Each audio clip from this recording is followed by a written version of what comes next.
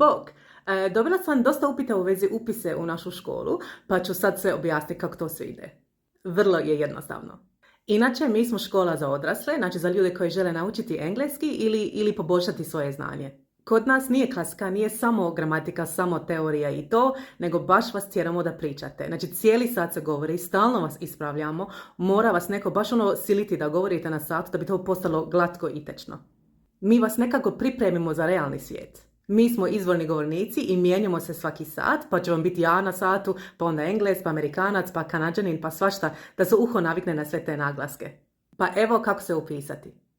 Idite na našu stranicu inicijativa.biz, imate isto link na mom profilu ovdje na TikToku, kliknite engleski jezik i ovdje ćete vidjeti informacije, cijene, svašta i za termin za testiranje samo kliknite rezerviraj svoj termin konzultacija.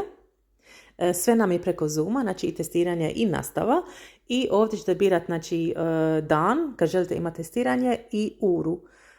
Testiranje stvarno nije ništa strašno. Kao da smo na kavi. Popričamo malo, vidimo na kojem ste stupnju, vidjet ćemo kako baratate s engleskim. Znači bitno nam je kako baš pričate, a ne sad pasivno znanje.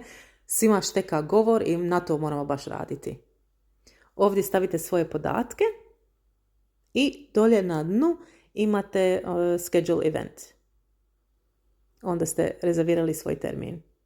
Dobit ćete link na mail i onda ćete nas vidjeti ovdje na Zoomu.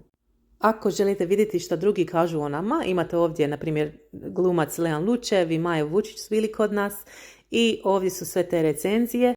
Mislim, nije da se hvalimo, ali tu vam sve piše.